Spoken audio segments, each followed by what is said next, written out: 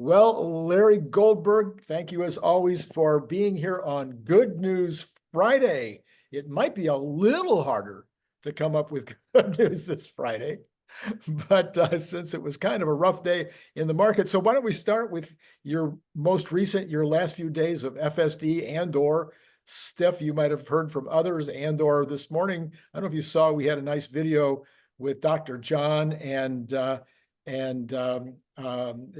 Cook. Uh, uh,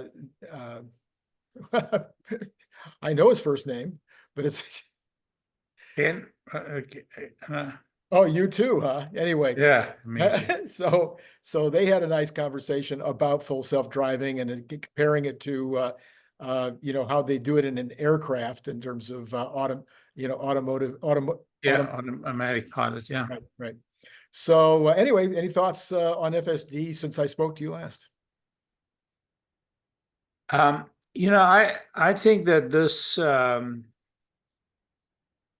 version 12.5 is a very strong indicator that they're moving faster than I had feared. I think it's very clear that they're reaching a point that they'll be able to start planning their robotaxi, as indeed they are. Right, right. This is a breakthrough. Unfortunately, they haven't yet gone to a single stack, which I think is a very important step. But the signs are very strong, very strong. The car is now driving with such authority. It feels human. Yeah. And so that's very good. The number of interventions have fallen dramatically. I understand that, they probably have to fall by several-fold more. And it's unclear to me how the progress is going to go from this point.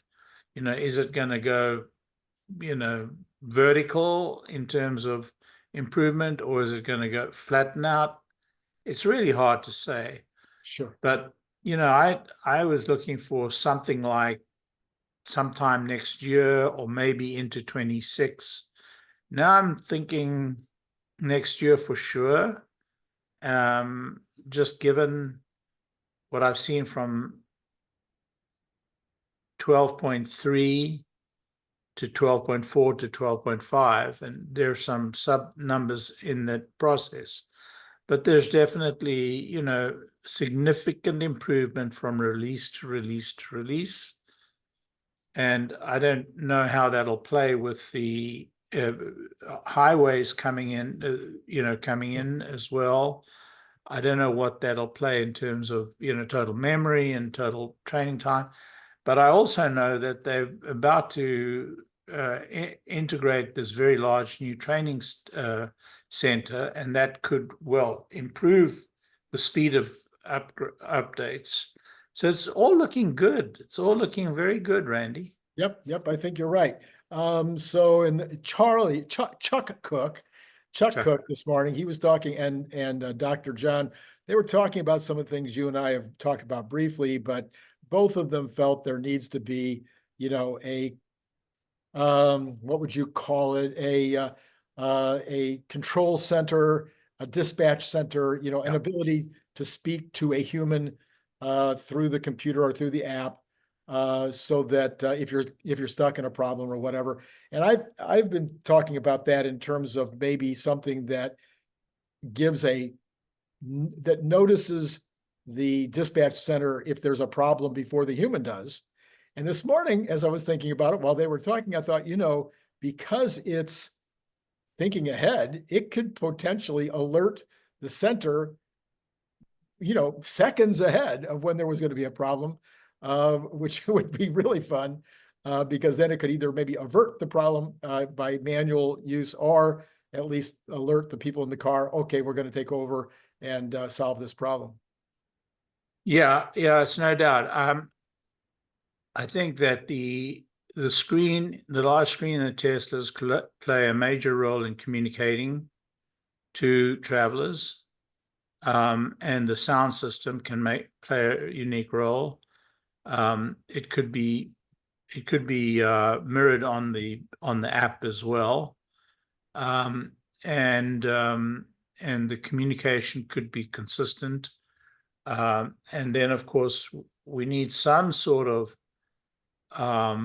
AI to detect problems that are occurring, or to bring to the fore to an agent's notice the fact that there's a problem. I have no idea what the ratio of agents to cars in action are going to be, but knowing Tesla, they won't get that right at first. They'll be a little bit light. They'll be very Spartan in equipping, in manning, or what is the word? What is the correct, Oh, no, politically you can't say correct word Manning for? anymore. You can't say Manning anymore. I don't suppose you can. I Yeah. see. Yeah. Anyway, for populating anyway, Yeah, yeah. But I think, all of those things are just, they're operational issues. I don't think we need to sit down and plan out their operations for them. I think they're adults. They're more than capable of figuring out the operations. So yeah, I think that's fair. So the other thing that was happening this morning, late morning, early afternoon, is the Delaware court case was before McCormick. And Bloomberg had some reporting on that. What did you think about the reporting? And did you think it was anything that we could even glean where she's headed, or have some idea? I didn't follow the reporting today because I've read the submissions by both sides in great detail. And I assume that, all she's doing is reporting what their arguments are, and their arguments are exactly what's written. So although the oral arguments could well expand upon the written submission, the one thing I didn't know is this Professor 𝐓𝐞𝐬𝐥𝐚. Yeah. Mm-hmm. Yeah, well, I forget his name, but I didn't know what he was going to say. He argued in court, sorry, in their House of Congress, or whatever they name their parliamentary body. He argued against the bill that they put in to rectify one of the Chancery Court's errors. One of the Chancery Court's findings that were anti-business. And he argued very strongly against it. So, there's a troika.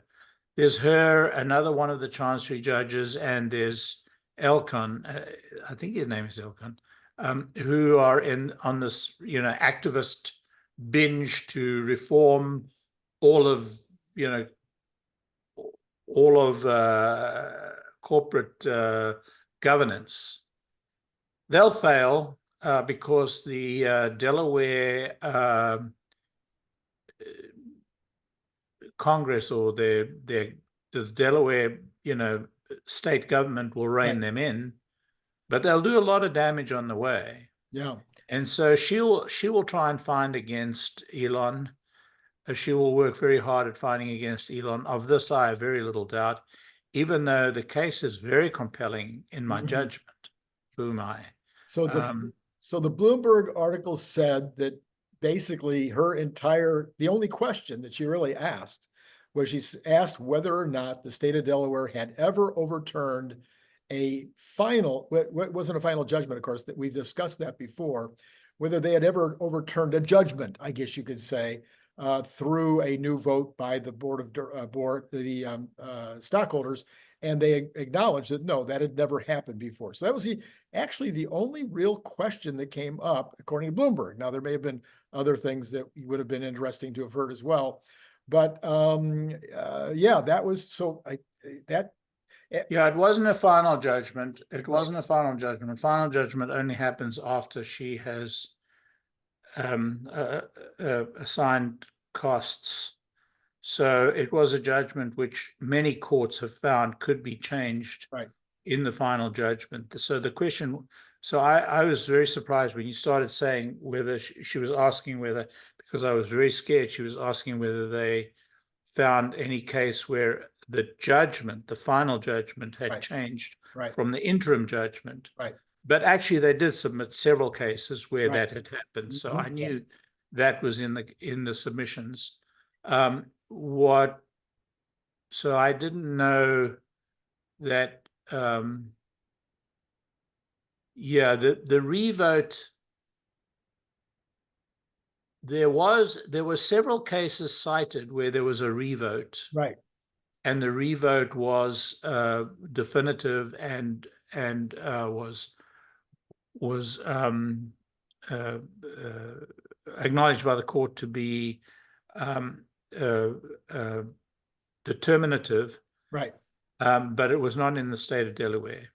Right. And she actually, if I understood it correctly, she said that she would even potentially have had it would have been okay for her to not take into consideration the revote, but she said she was going to take into consideration the revote. Also seemed as if she said that she would have been okay not to have taken into account the revote, I think that would have been grounds for appeal. And then she also indicated that this was something that was going to take her some months to make a decision, which to me is such nonsense. It seems to me, sometimes I can understand where there might be, a lot of research that needs to be done, but this one's been researched to death. It would seem like there are a lot of cases. So both lawyers cited quite a large number of cases. Certainly, the lawyers for Musk cited a lot more cases than the lawyers for Tornado, because they cited cases on multiple different aspects of the issue. I'd be interested to see. Well, I'll read. Sure. I prefer to read the actual court proceedings rather than read Bloomberg's reading of it, because Bloomberg's reading of it is through a particular lens. I prefer to actually read what, Sure. Yeah. Anyway, we'll see. So there's a couple of few news things coming out from Elon's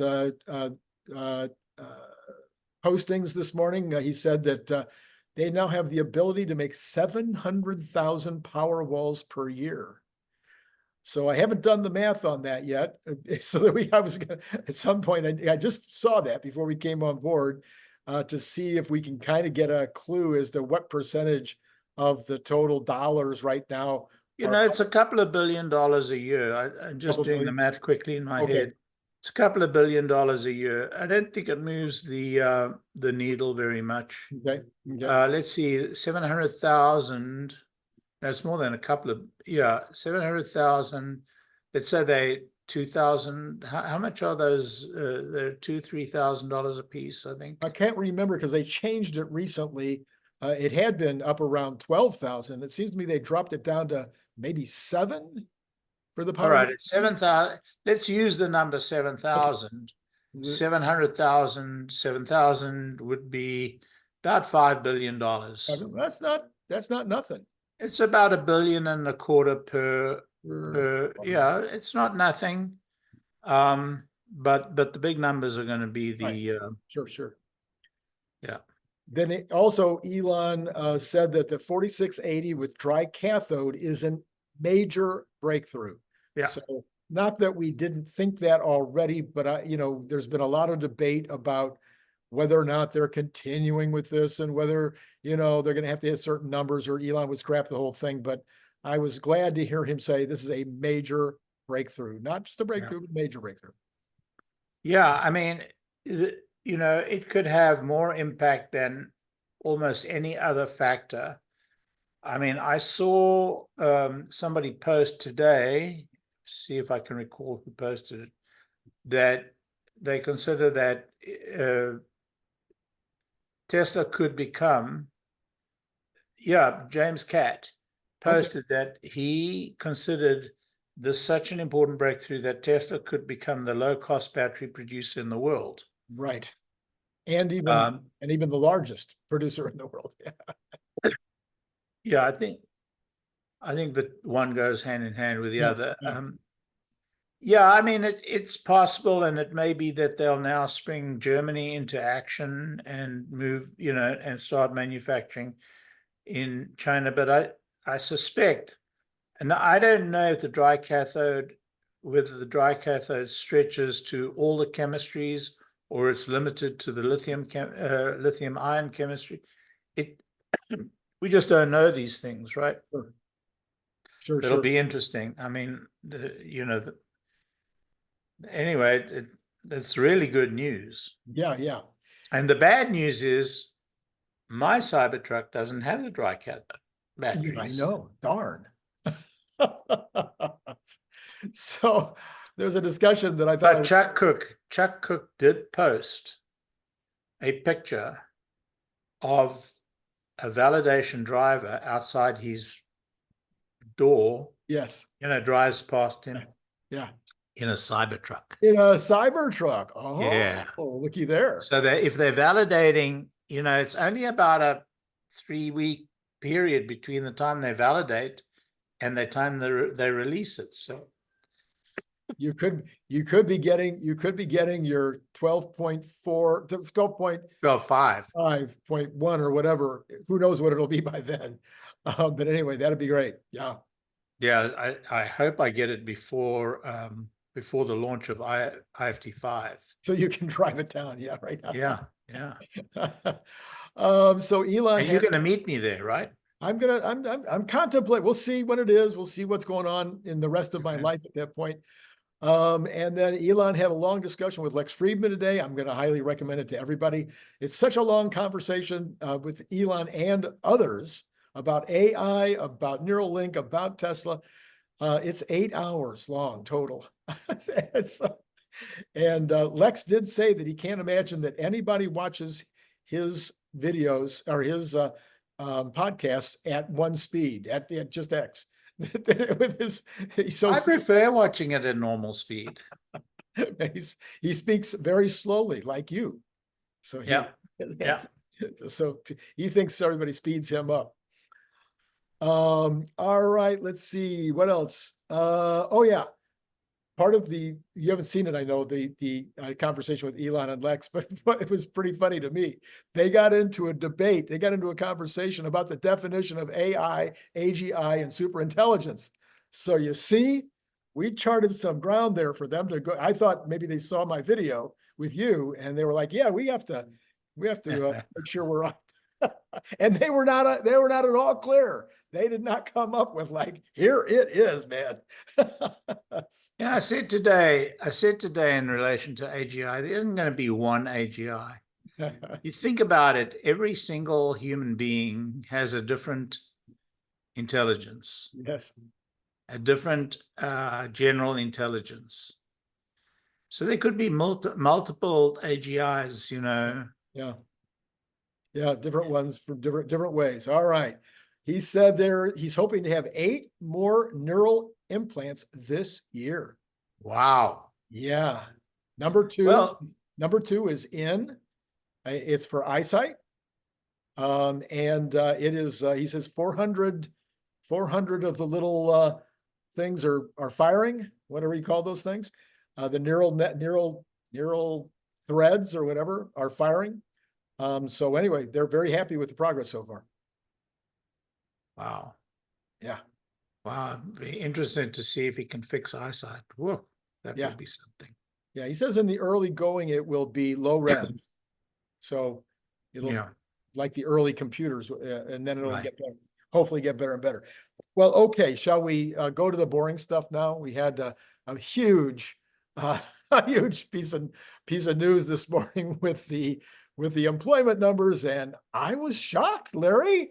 I never would have thought that they might come in at 4.3. You weren't shocked. You predicted it. You've been telling us all along. We've agreed before that we're in recession. Right. And now the numbers come to prove it. Yeah. it's kind of across the board now. Everything yesterday and today, we had all those numbers yesterday morning, manufacturing, which has been in recession, maybe getting worse with the order books not filling up. We've got all kinds of evidence from McDonald's talking about the consumer running out of money. The IMS report yesterday said that people are not putting money into CapEx. The small or businesses are not putting money into CapEx at the rate they would like to see. Right. So I mean, that only leaves the government, and I don't think the government can make up for everything else. Should we send our last 10 shows off to the Federal Reserve guy and say, we told you so? It's like, I mean, we don't even have as much data as they do, Larry. You know, they should have relaxed interest rates 2 meetings ago. Yeah. Would have avoided this catastrophe. Possibly. I'm not even, as you said the other day, though, I'm going to keep repeating this because people need to hear it, is that recessions are not horrible as long as they're not, as long as they don't go on for months and years. And yes, people do, lose their jobs, but we have unemployment insurance and most people are going to be okay. We do, but they do create a cleaning of the decks, a clearing of bad stuff, and then you can get on with the next good news. So look, the secret of, I've said this many times on this show, that the secret of recessions is generally they're short. Right. Yep. But all recessions are not the same. Nope. Every one of them is different. And we have no idea of how bad this one's going to be and who's going to be most heavily hit. There's no doubt, and commercial real estate has already gone through a very bad time. They're going to go through worse. So we know that is a given already. But there are many companies who are over leveraged right now. Many companies that are over leveraged. And it's going to be very tough for them. And then, some of the smaller local regional banks may really have a very rough time of this. And, and the auto companies are going to hurt very badly because many of them are over leveraged. Most of them have got very high levels of debt tied to their vehicles in the field. And as people, I think we're going to see record levels of forfeitures here because cars were leasing for such huge amounts of money. So we'll see. I mean, those are the obvious targets. And We'll see. And I want to also say this again, because we were talking about recession. Gosh, Larry, I think you and I were talking about this in detail last November or something, just before the Fed did their so-called pivot. Tesla is amazingly well positioned for this situation. They have the cash in the bank. They have no debt. They have multiple new products coming on stream. They have no inventory. And they have no inventory. How many days of inventory? 13 days, 15 days of inventory? 16, whatever it is, yeah. So they're fabulously positioned. They have new products coming out, which is always what you want to have in a recession. And they also have a product in the mega packs that is recession proof. It has nothing. That's still those orders are still going to process. So I would say overall, they're in great shape. Now, the market didn't necessarily think that today, although it could have been a lot worse. But I thought Tesla went down about equal to the market, whereas many of the Super 7 or Series 6 or the Magnificent 4 or 3 or 2, which we're down to now, did very badly compared to the rest of the market. Oh yeah, well, so Amazon, of course, they got slammed because of their bad results. But no, Tesla ended up. They were in the beginning. It looked like they were going to be ahead of the market, but they ended up being down 4.24%, where the Nasdaq was only down 2.43, and it was more than the other members Oh, other than, really? yeah, yeah. Okay, but Tesla has got a higher beta, right? So Yes, it then, did. Yeah, yeah. yeah. So it normally is, but it's not, it wasn't any kind of a blowout. And I still, and my anticipation, I know I'm a super optimist, but my anticipation would be, yes, the market, I still think we're going to get well, let's talk about that. I think we're going to get that 10% correction in the S&P now for sure. We're already at 5, and probably going to get a 20% correction in the NASDAQ. Do you think it will be worse?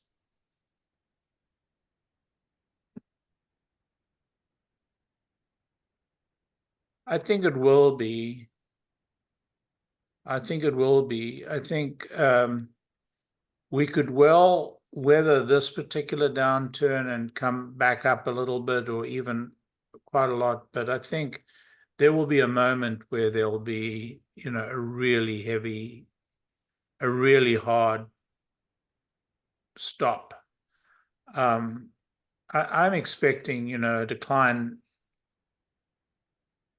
It could be as high as 20% at the top end of the, because it was very frothy. Yeah, yeah. Uh, Yeah, no kidding. I've been saying that. How long? So 20%, the normal bear, 20% on S&P and the Dow, that would probably mean a 30% on the NASDAQ. yeah. And again, just as an optimistic statement, this is off of extremely good winnings. So yes, will there be people that bought at the top and get creamed?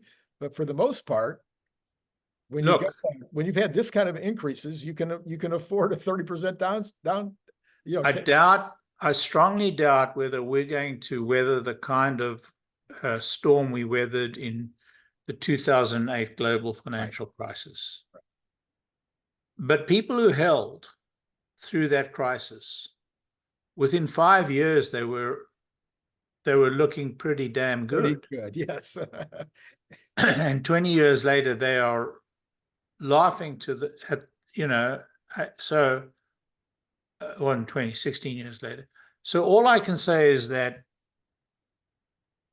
if you're heavily invested and you feel that you have to get out at this stage, you will never know the time to get back in. Right. You'll never know. No. I mean, look what happened in 2008. On March the 8th, the market turned around and drove up like 12, 15% in one day. Right. Yep. Mm-hmm. So those people who had got out in January and in February, all the way from September through January, February, that market looked like it was the end of the world, and people were getting out all the way down. And then in March, it just turned like on a dime. Yep. So let me tell you where I think you're going to be right, that the market will respond. At some point, it'll pop back up a little bit from here and then go down heavy. And I think where it's going to go down heavy is I don't think we've seen anything yet on these unemployment numbers. Yes. There's a huge another round. Yes, I couldn't agree with you more. And you only have to look at the temporary employment numbers. Right. I mean, that's a really serious red flag. Well, you haven't even heard about it yet. In other words, right now it's numbers, but your neighbor isn't telling you yet. Right. Now, I have had a couple of conversations with people who've said that their employed friends, family members, looking for a better employment opportunity are not finding anything out there. So those are a few things like that. And a couple of people in tech have talked about some layoffs. And I know we've heard some reports on layoffs even today. But I think we haven't seen any real layoffs yet. And it's after today, there's going to be a lot of companies I mean, literally today, there are owners going back. There are people that have to make the decisions that are going back and they're thinking, I probably should look to start cutting. And it'll be a lot of small business owners that will be doing that, but there will be a lot of corporations that will take a serious look at their numbers and will just say 4,000, 3,000, 15,000, just like that. So, yeah. I think it is a very serious issue. Yep. So that becomes then the real test. And I don't know that the Biden administration, and I'm not even knocking them here, I don't know that they have any plan to deal with this because they weren't, I don't think they're expecting it. They're not giving any indication they're expecting it. And they're, they're all involved in the election. And I mean, I'm sure they've got people in their administration who have economic backgrounds, like the Treasury Secretary, who would be able to come and say, here's some ideas or suggestions, but I don't know that they'll have a plan. I will tell you that right now, warning bells, alarm bells are not ringing in the Treasury. So Janet Yellen is not upset. I don't think so.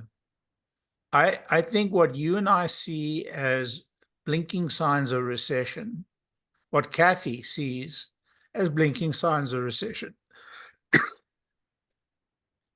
they regard as business as usual.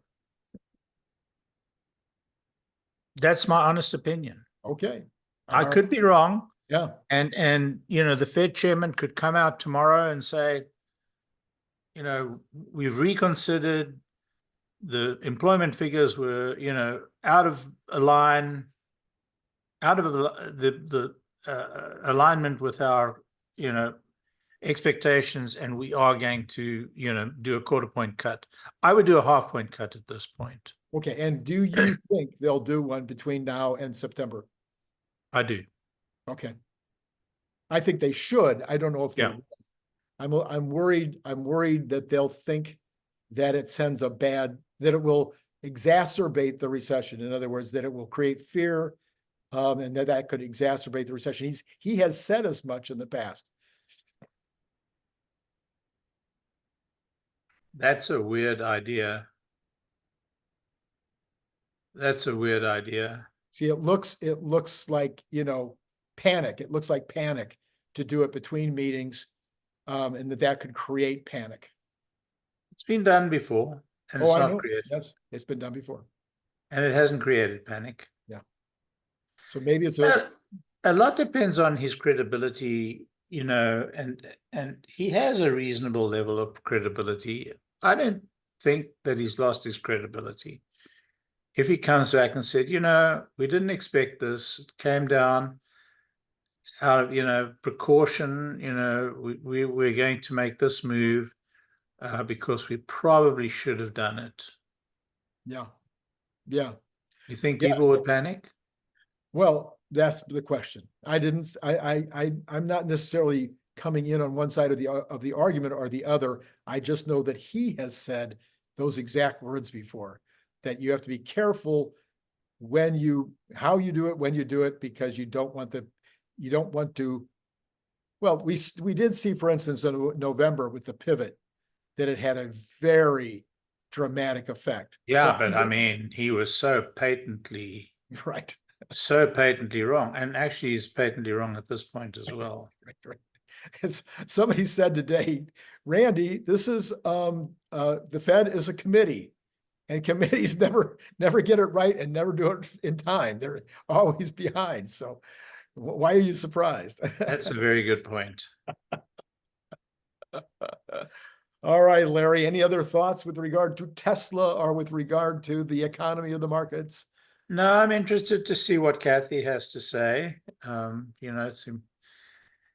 It's always it kind of level sets a lot, because I don't have the time or the inclination to do the kind of research that perhaps I should do to opine fully.